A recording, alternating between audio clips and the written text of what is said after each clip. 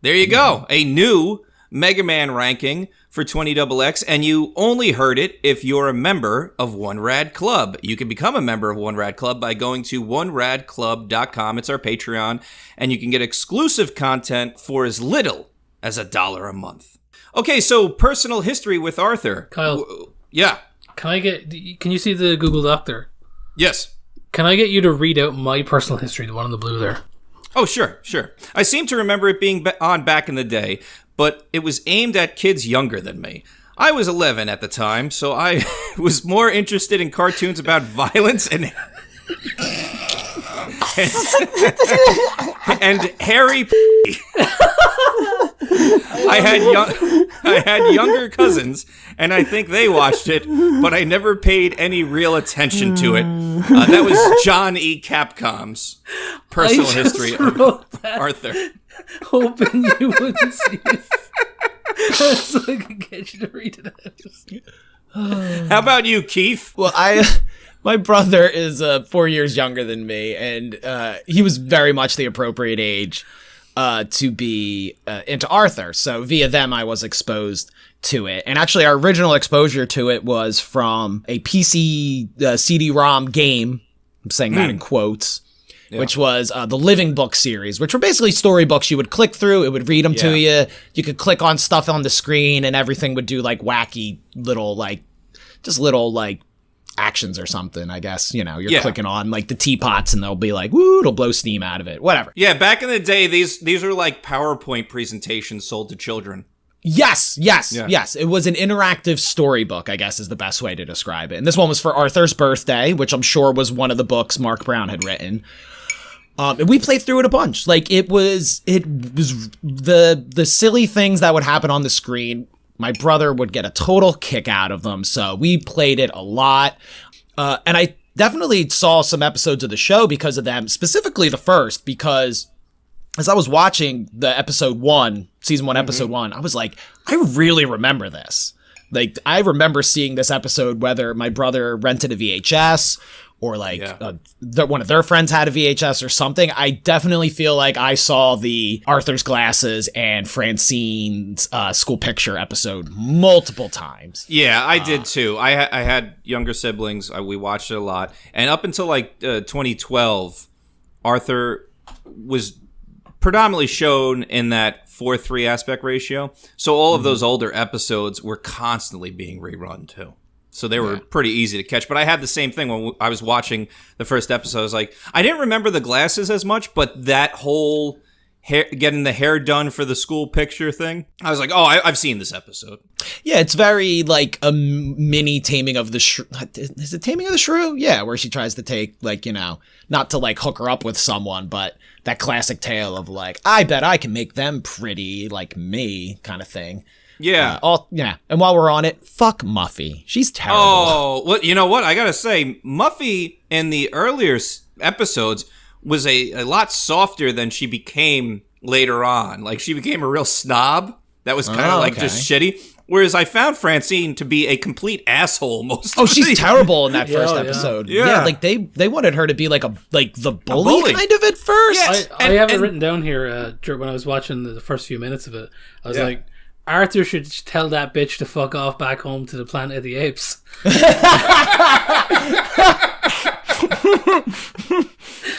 Let's go over episode 1. It was these episodes were in 2 parts. So the first, you'd get a story A and a story B. For episode 1, it was Arthur's new glasses, and then for the second half of episode 1, what was it called? Picture Day, I guess.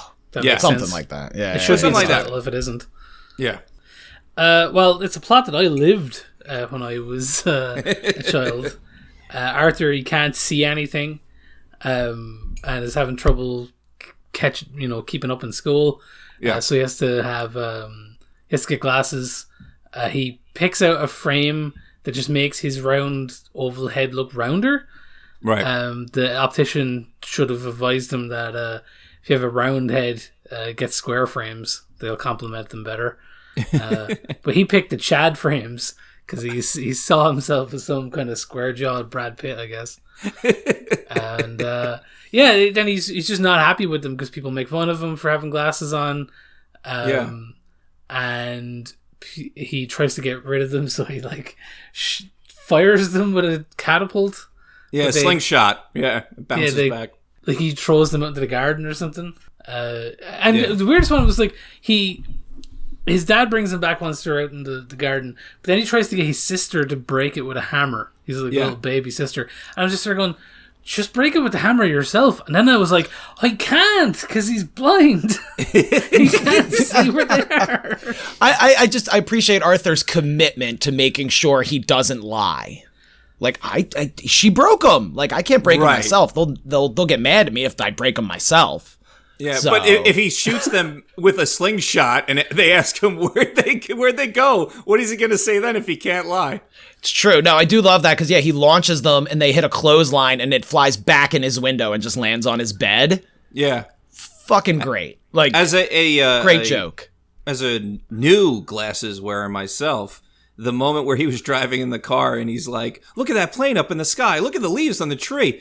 I had that moment when I finally got my eyes checked, and they're like, "Yeah, you're getting older, and you need glasses." I put the glasses on. I was like, "Holy shit! I can see better than I could when I was a kid." Oh like, yeah, everything is so clear now. I had a pair of glasses. I've worn glasses since I was a kid. I was told that I didn't have to, but to be honest with you, I just preferred my face with them. So I was like sticking with them, and now I'm blind as fuck. So I need them, but. The funny thing is, like, in my late 20s, I had a pair of glasses that, and this is a lesson, get them replaced every 2 or 3 years if you can. Because I had one, and the lenses just became scratched to bits from me, like, wiping them and, being a roughhouser, I guess. Sure. Mm-hmm. And, you're supposed to, clean them with a cloth, not sandpaper. Well, that was it. I just kept on, what I was doing, Kyle, was... I just kept on throwing them down hills to clean them. And but anyway, the lenses were shot to bits, and I had that was when I was living away from home, and like I had another pair at home. So when I came to visit, I was like, "Oh, I'll put on my other pair." And I put them on, and I aged about 5 years in that moment because I hadn't seen what my face actually looked like in maybe 2 or 3 years. Oh my gosh. It was horrifying. Well, on a serious pro tip note for glasses wearers, as someone who did this mistakenly, never wash your glasses with hand soap. Hand soap has bits of grit in it that will actually scratch your lenses. Same goes for like tissues. Like don't use facial tissue to polish your lenses. That also can like scratch them. Use dish soap because dish soap is made to not scratch your glassware or your plates and stuff like that. And just use your fingers. Yeah, baby shampoo is good too. If you get the Johnson & Johnson baby shampoo, I guess it doesn't have to be Johnson & Johnson, but that's what I use. My son, I can see why you would utterly fuck up your lenses because it's hard for kids because it's like I want to clean these things, so I'll just use my shirt, and you're not thinking about like the dirt and debris that's on your shirt from running around. But I see it with my son. It's like I'll look at his lenses and I'm like, those are fucking gross. He's like, they're fine. I was like, no, let me clean those off, man. Like, I can't see your eyes. They're completely fogged over in fingerprints and grease. So I get it. With kids, it's a lot harder. Yeah. Did your son struggle at all when he had his glasses? I know he got them when he was pretty young, so it wasn't like he was in school and people were making fun of him or something. But he didn't struggle at all. He's more than happy to wear them. Occasionally he'll bring up that he's the only one in his class that has them, but now that I have them as well, But I mean, like his grandfathers on both sides wear glasses. My mother wears glasses occasionally, so it's not this weird thing like he's the only one in the family. So he's cool about it. Nice. But I will tell you, when we were suspect of it or we didn't know that he needed glasses, he would constantly get up in your face and be real close to talk to you. In fact, I'm pretty sure I'm very familiar with that. Actually, I was gonna say he used to do that with me too. And he gets right in your face to talk to you, and you're like, "Buddy, personal space." But I guess that'd be different now. It's because he couldn't see, and then also when he was running, he would like lean his whole body forward. So things to look out for if you're a parent with your kid is if they get real close up in your grill. It might not be just because they like being that close to you. It might be because they can't see your fucking face. That's so cute. Oh my God. What a wonderful child he is. Once he got the glasses, though, it was a similar thing that Arthur, he was kind of just amazed at the world around him, that he could see it so clearly. So yeah, Arthur has to deal with bullying in his school and kind of, dealing with it himself. It's a good episode because it's not Arthur like going to his mom, and because the kids are just teasing, so it's not him going to his mom and talking to the teacher or anything. It's just like, how am I going to go over this because I need these glasses to see? And some of his friends are supportive in the same way kids can be supportive at a time and then at the lunch table be dickheads. That happens in this episode. Yeah, I like that, where it's like he's like, Buster's my friend, and then Buster makes a joke, and it's like, wait, what the hell? Yeah, but I love the lesson of like he just sees his favorite actor who plays Bionic Bunny in a behind the scenes clip need his glasses. Right. And they look just like Arthur's, and he's like, wait, so glasses are cool because my favorite actor. Oh, psh. And then Arthur just goes into school and plays it cool. And I think one of the best parts that, once again, it's such a well-written show. Kids will jump from one thing to the next, The instant he runs into Binky and Binky's like, wait, you got, because Binky keeps saying like something's different about you through the episode and he can't figure out what it is. Great joke. Right. And eventually he's like, wait, I can see you got glasses. And he starts calling him Four Eyes, and Arthur just goes, did you know Bionic Bunny wears glasses? And he's just like, oh yeah, I saw that. Like how the kid's attitude changes and they just forget about it instantly. Yeah, kids do that. Oh yeah. Like it's very well written, I think, that's for that. I think I copped in the second story, which is about Francine kind of being the victim of societal pressure, shall we say. And Arthur kind of joins in on kids making fun of her. Right. And there's a thing that this does quite well. So there's like kids have the capacity to be good and terrible, like all in the same child. Like we have this idea of them almost being like characters from a book or something where there's bad people and good people. Mm-hmm. But when you're around children, I've noticed like that there's one child where you're like, oh, this kid's got a great personality and they're a very kind and caring person. And then the next day you'll meet them and they'll just be ganging up on somebody, or, just the negative aspect of them comes out. And it's like, I think all kids probably have that. They have the capacity to be good and bad. Sure. Yeah. And especially when kids are being bullied, and then you'll find that those kids are bullying other kids because it's this power dynamic that they're dealing with. Or, as Keith touched on, it's sort of like a mob mentality because they're just learning how to be human. So a lot of it's just parroting each other or joining in on the group.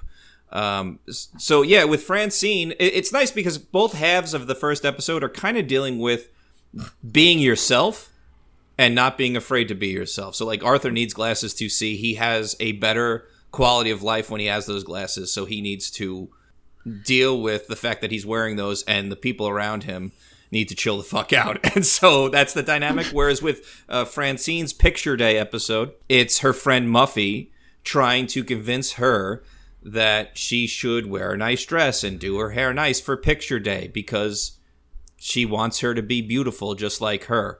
Yeah, but she's like also kind of bullying her because like she has something on her. I can't remember what it is, but she's basically like, you got to do this or else blah, blah, blah, blah, blah. And she's like, fine. Like she literally like blackmails her into doing it almost. Yeah, I forget what it was that really pushed Francine to go to the hairdresser or wear that pink dress that she didn't want to wear. But there was this passive-aggressive bullying happening. Yeah. But again, as a kid, I remember there was things growing up where like, a friend would kind of push you to do something you didn't want to do, but you would do it because, well, they're my friend, Yeah.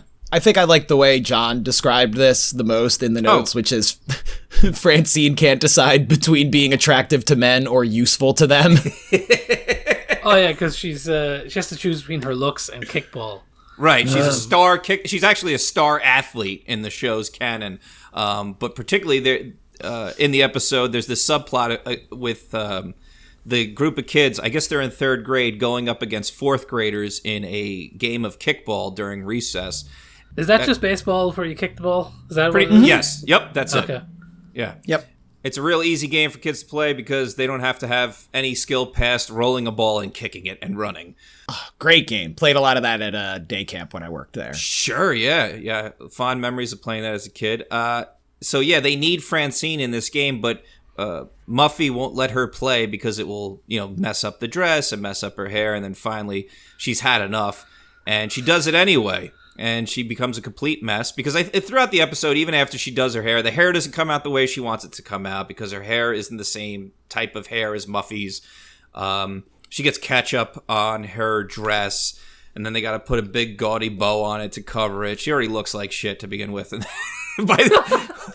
so by the time she's had enough of it and she's getting to the kickball game, she just says fuck it, plays kickball, gets all muddied up and takes the picture. And it's Francine realizing that she doesn't have to do what her friend says, and she can still be friends with Muffy, but she doesn't have to have the same interest as Muffy does with fashion and hairstyles.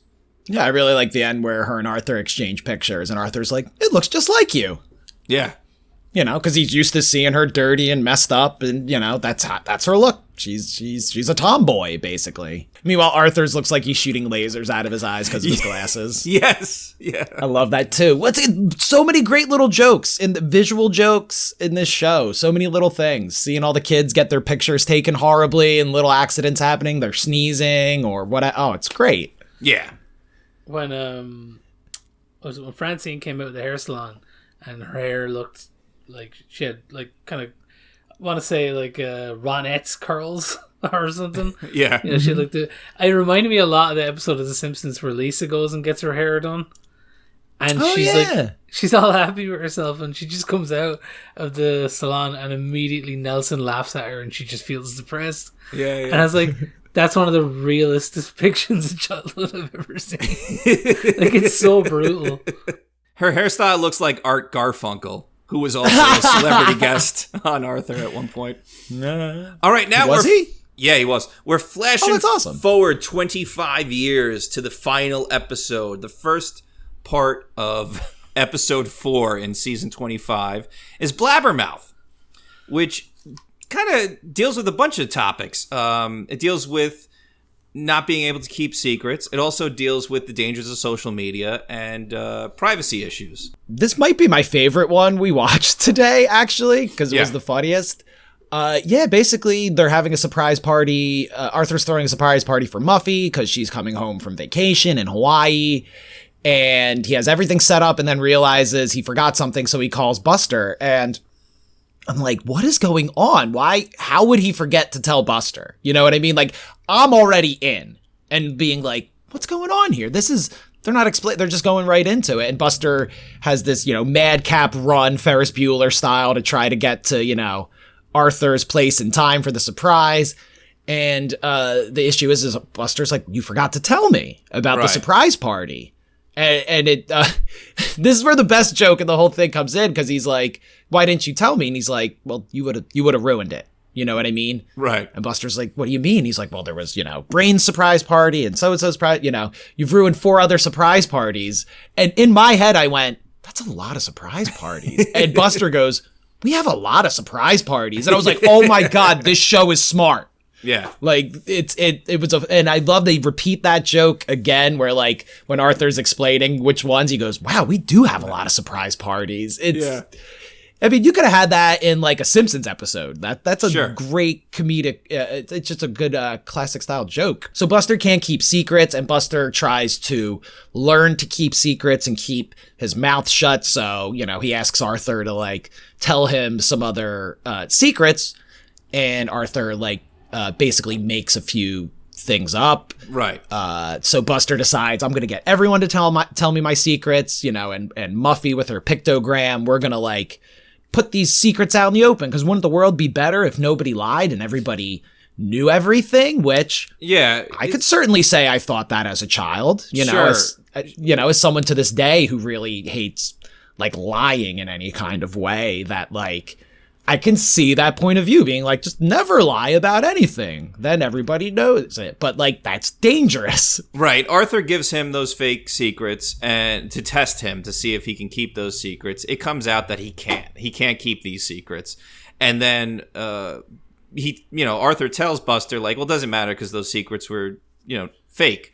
And then Buster gets upset because he was lied to, and he said, I might be a blabbermouth, but I'm not a liar, and I've never lied to you. And so, with the discussion, very real moment. Yeah, he went full Henry Rollins in that moment.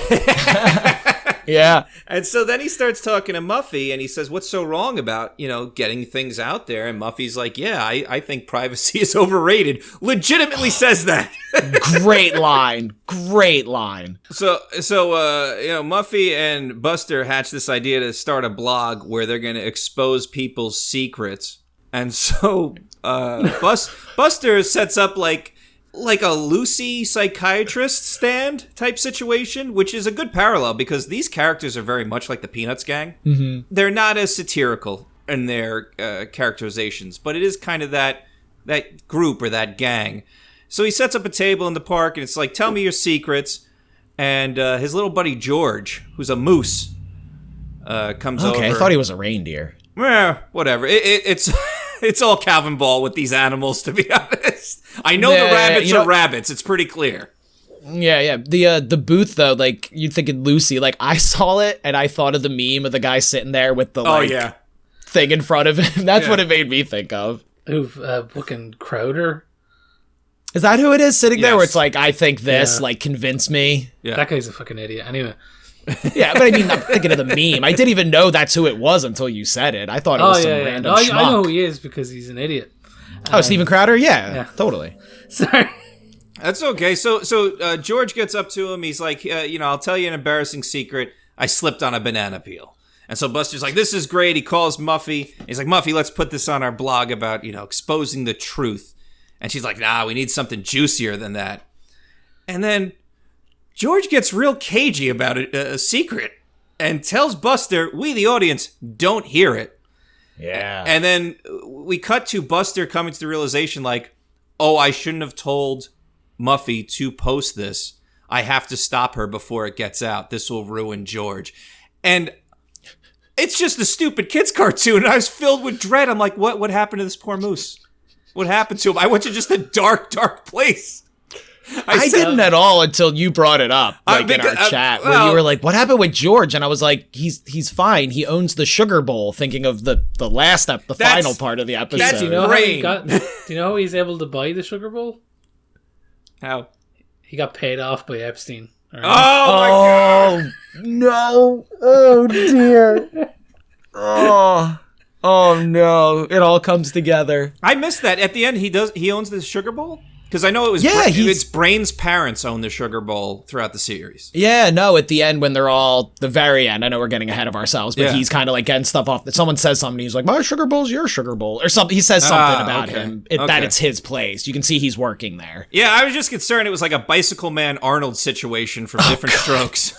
So, that's where I went as well. No. I was like, something bad happened to this poor little kid. Yeah. And, just the look on his face. I was filled with dread. I was filled with dread. So I mean, maybe we'll have to ask Mark Brown if he knows what it is. Yeah, Mark Brown. Mark Brown's like, it's a children's cartoon, you fucking idiots. Why are you getting so dark with it? Well, we need to do a game theory video on what happened with George. That's the thing. I think there's probably right now several dumb hipsters, practicing their thumbnail face for the videos they make about the theories that happen to George. So we never find out what happens to George, but thankfully both Muffy and Buster realize the error in their ways, and they stop from posting anything, and they just leave it be. Which again, it's great. Buster gets to the house to be like, "Oh my God, no!" And I like how it's very real in the modern day, where they're checking as they go. Like, well, she hasn't posted anything yet, so I don't know what you know what I mean. It knows when it's taking place, and then they show up, and she's like, "Yeah, I realized I shouldn't post that." And it's like, "Oh, thank God!" I thought it was weird that Buster turned to Arthur and said, "Now we have to kill her though to make sure it never comes out." That was a weird choice. That does not happen.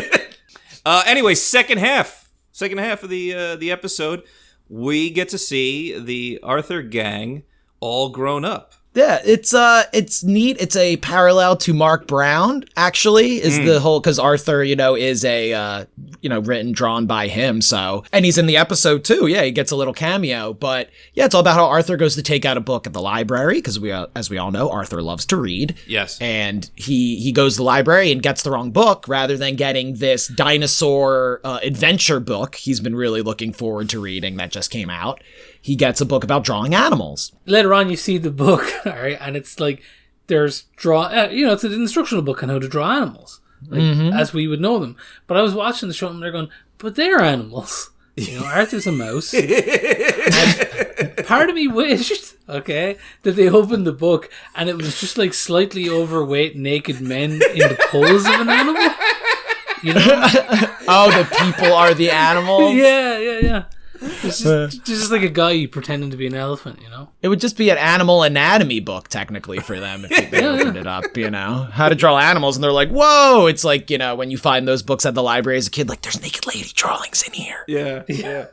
We didn't see it in either of the episodes we watched, but there are cats and dogs and other animals in this. Oh, right, yeah, because Arthur has his dog. Pal. Yeah. And there's actually episodes which you have to realize when they flash forward. Oh, yeah. Pal's dead. Pal's dead at that point, man. Yeah, there's actually whole episodes about Pal talking to the baby and going on adventures, too. So what? Yeah. I've watched a lot of Arthur, as it turns out. Well, you watched the freaking marathon and to the point where your son couldn't stand Arthur anymore and didn't even want to see the sight of him. Like, didn't want to see that freaking bear mouse. When you told him that the last episode of Arthur was out and you were like, oh, it flashes forward so you can see what they're doing in real life, did like Diedrich say, oh, I hope he's in jail. I hope they got him for what he did to George. He did. No, he did not say that. So Keith, what happens in this episode? Right, he takes the wrong book out. The whole episode is about, isn't it neat that sometimes you don't get what you expected, but it turns out it's what you wanted, which is played off in the beginning with Buster taking a chocolate sample outside the sugar bowl and being kind of turned off because it's lavender flavored, but then realizing I kind of like this. Yeah. That's it's one of Patrick's chocolate shop, who is the husband of Mr. Ratburn. Oh, yeah, right. I did see that pointed out in a review for this I watched. So Buster tries a piece of lavender chocolate, and at first he's like, this tastes like soap, and then he kind of likes it. Yeah, so this is one of the moments where Arthur actually breaks the fourth wall to look at the audience and say, like, hey, isn't it great, when you have something and you didn't expect it, but it's what you wanted. And that's something I really like about this show, I wanted to point out, is that so many children's shows don't have a fourth wall. Right. They're just like, Dora being like, where's the thingy? Or like Blue's Clues or any of these other shows that are more geared towards a much younger audience. Like, very minimally does Arthur look at the screen and say something. To the audience. And I really appreciate that. He would set up episodes like that, but then once we were into the episode, he wasn't talking to the audience usually.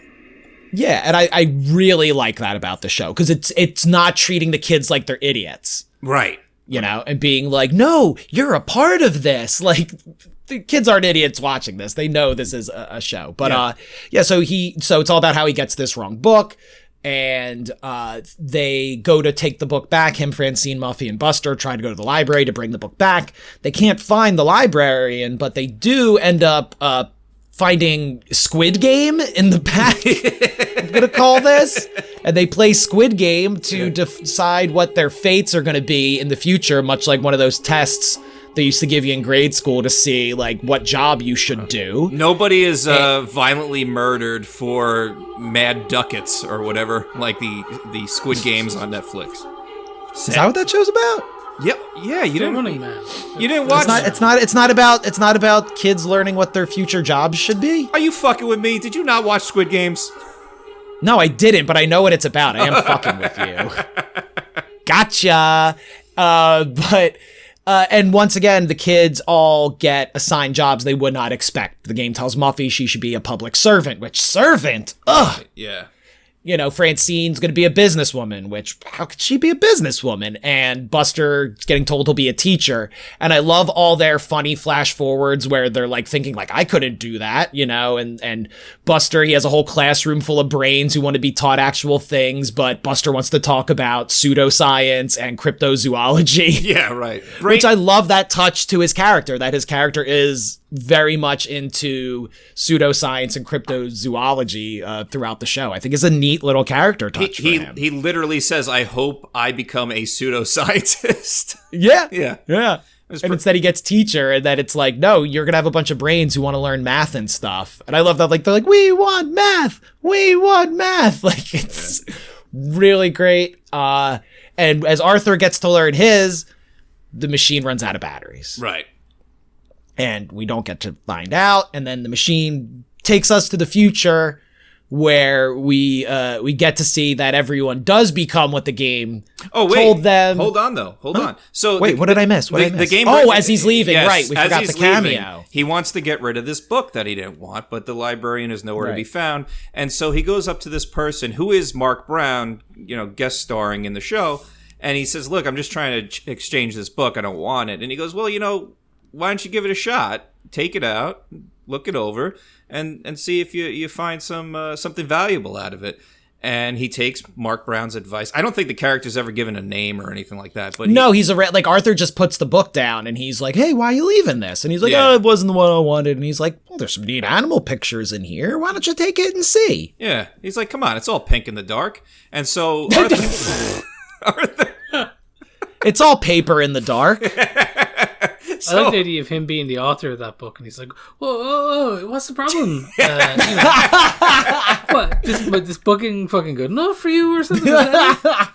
What even are you fucking mouse?" I like the joke of that book because the animals, like, he doesn't look like an aardvark, and I thought that was a joke. Like, it's a book about how to actually draw what animals look like as opposed to what they look like in the show. But so it turns out that we flash forward 20 years after this, and then what happens? Yeah, and there we find out through a bunch of reveals that Buster does become a teacher. Francine does run a business, but she sells like athletic shoes is her business, which makes sense. Yeah. Muffy is running for mayor, which is a public servant. Right. And I really love the moment, like, everybody keeps asking Arthur, like, is that it? He's covering something with his hands, in the sugar bowl. Oh, we see Binky on the TV. He's a weatherman. Yeah. George runs the sugar bowl, and Arthur, it turns out, became an author. And his first book is all about when he first got his glasses, which is the first episode we watched for this today. And it's really cute where he says, he's like, "I don't know, I just like to draw animals." That's why he did it. All because he took that book home and started drawing animals. Yeah. Imagine how great, Keith, though, that book would be if it was all like overweight naked guys as animals in the book. It would have been pretty amazing. It would have been amazing. It was a nice narrative circle that, admittingly, I had no idea that's where we would go. Like, I knew I wanted to watch the first and last episode of this series because of how long it ran, just to kind of end cap it. But I really had no idea that in the final episode they would reference back to the first, and it was touching. It was nice. Yeah, I thought for a moment they were going to be like, and Arthur became the YouTube streamer known as Peanut Butter Gamer. Yes, I know everyone. Damn. Yes, he looks like Peanut Butter Gamer. And normally I would cut out any reference to other media on our show, but we have to talk about it. Arthur as an adult looks like, I don't even know Peebs. I don't know what his real name is. But I can't remember what it's shit. I don't know what his real name is. I did know what his real name is. This dude's been making YouTube videos for years. Yeah. He loves Arthur. He's been talking about Arthur for years. If it was a reference to him, it was well earned. But goddamn, does he look like that guy? He does. He had the same haircut. It's perfect, though. It does make sense. I would love if they were like literally did that on purpose, because they were like, this guy loves Arthur more than anyone, as far as we can tell. So, talking about the art direction of the show, between the first and the last episodes, you could see the difference in quality. We're going from hand-drawn animation to this very common, I'll call it, Adobe Flash moving color forms on the screen. And it's unfortunate, but it's also the restraints of the budgets, particularly with these types of shows, this educational television funded by the public. So they're working with what they got, and I'd rather have quality storytelling with a little hampered animation than, trash for my child as a parent. But when you watch the first episode, you see different facial expressions and camera shots that you will not see in newer episodes because it's harder to pull it off with the technology they're using now. Particularly when Francine was dancing, going, 4 eyes, 4 eyes, and she was all like spaghetti armed and whatnot. Like, you're not doing that with the computer models they have today. Yeah, no. And I do prefer that old style to the newer style. But the nice thing is that while the animation has changed, what they're using, it still looks the same. Like, it retains a lot of what makes Arthur. Mm-hmm.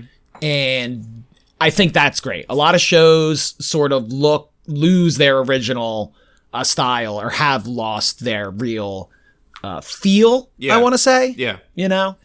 When they've moved to these Flash animations. Simpsons, I'm looking at you. Oh, they're doing that now, too? Simpsons has been forever. Ooh, yeah, okay. It's too many frames per second. Like, I don't know if that's just because, we grew up watching, 20 to 30, whatever I can't remember what the frames are for animation, but we grew up watching classic style animation, and my brain's used to seeing that and thinking of that as real animation, while Flash looks too smooth in that, we did The Hobbit with 120 frames and it looks horrible kind of thing. Yeah. So we know it's not Flash. Don't write us email. We know Flash is dead. We're just using that as the please. Oh yeah, Flash is dead. Yes. Oh, God, we know they're not using Flash. It's just we grew up with Newgrounds. Cut us some fucking slack. All right. Yeah, cut us some slack. Either way, it still looks great no matter which way it's animated. That's a good question, Nerno, that you brought up, Cole. Is there any edgy Arthur animations on Newgrounds?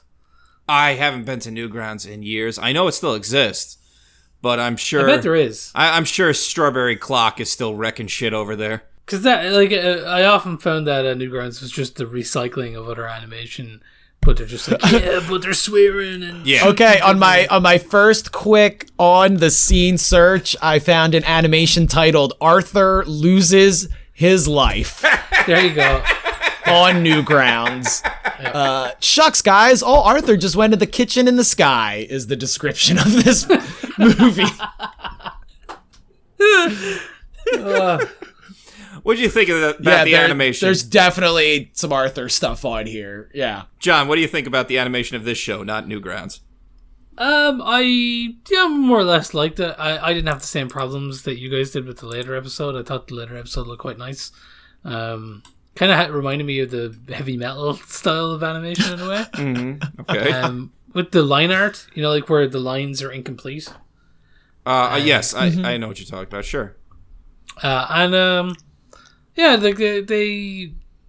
not trying to wow you.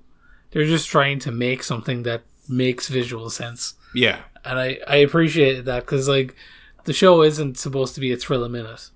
Mm-hmm. And it was grand.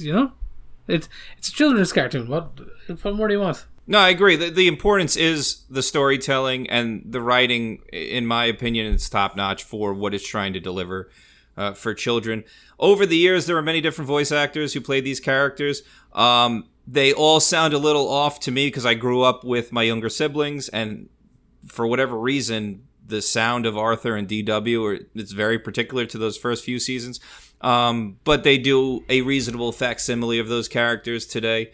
And the interstitial music I kind of like because it's just sort of this jazzy banjo that they've been using for the past 25 years, which is, I dig it. I like the sound of it. Anytime there's a panic moment, they go to the same song that, it's sort of like it's Seinfeld music, if you will.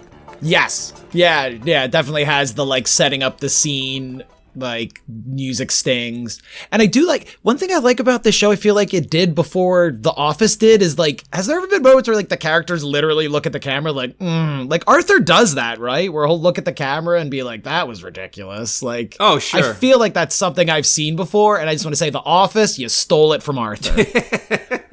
Well, they stole it from The Office. Who stole it from Arthur? Original, yes. Who stole it from Arthur? Yeah. Sure. Ricky Gervais was sitting there watching PBS going, there's something here. There's something here. I would I don't know, documentary style Arthur show with them all grown up.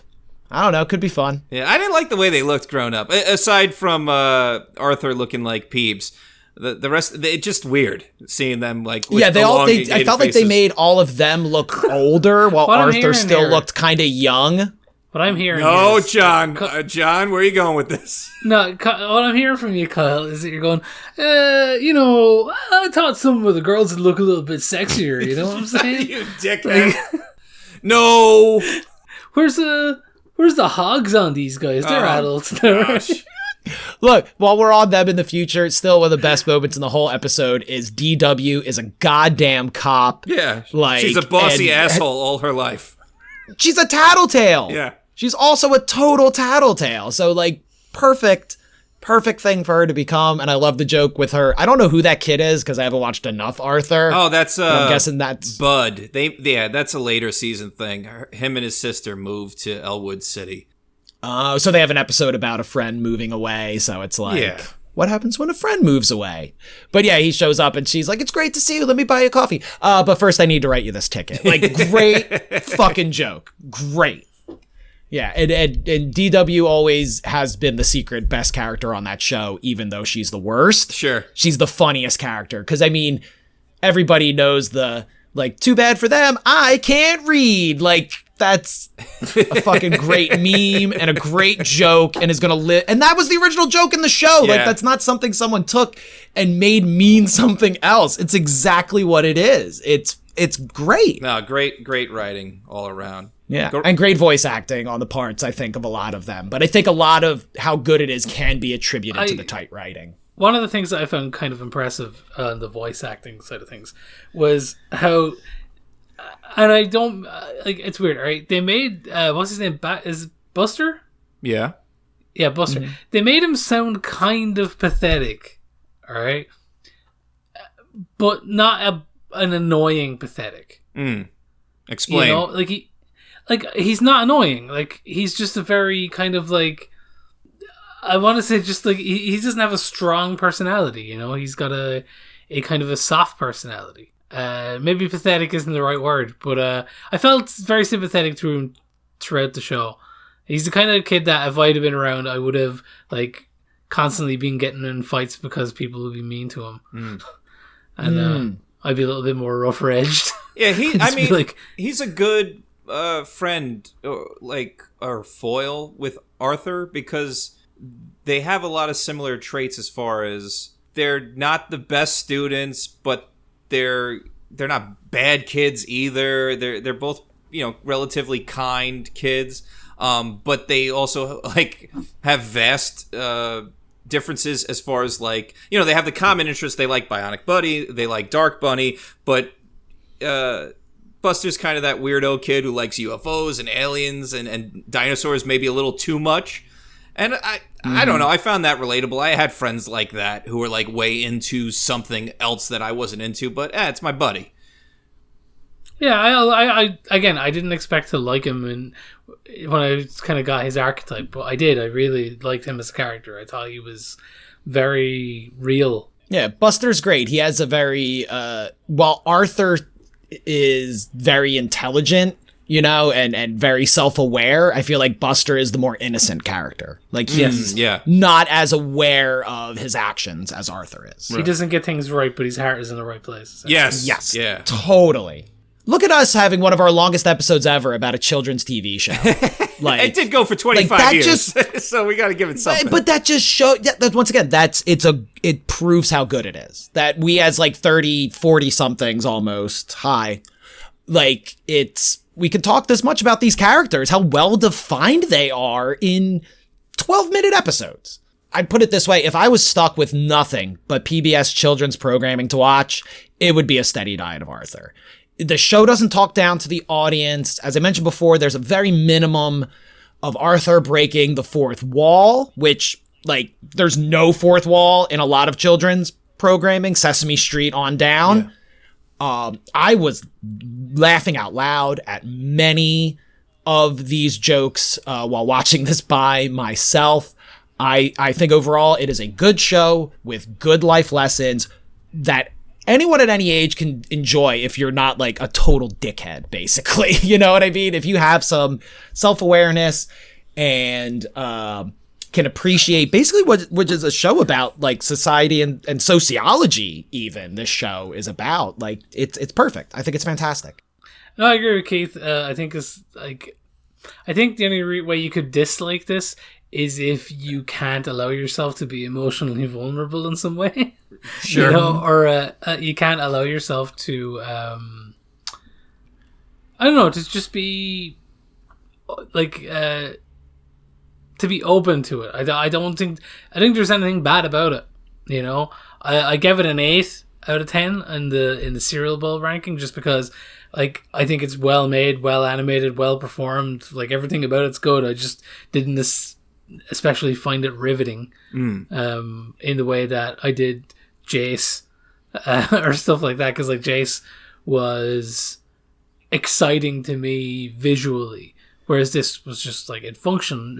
It was functionally very good, but I enjoyed it. I didn't feel like I wasted my time like with She-Ra.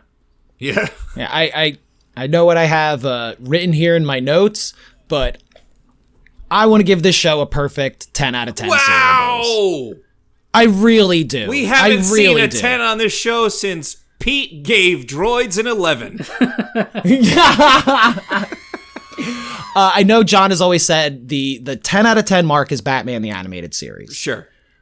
And I think this show is the perfect form of what it's meant to be. Good point. You know what I mean? Like, if I had kids, this is the show I would watch with them. You know, if I didn't shoot them all, the potential ones away, and flushed them or whatever. You know, like.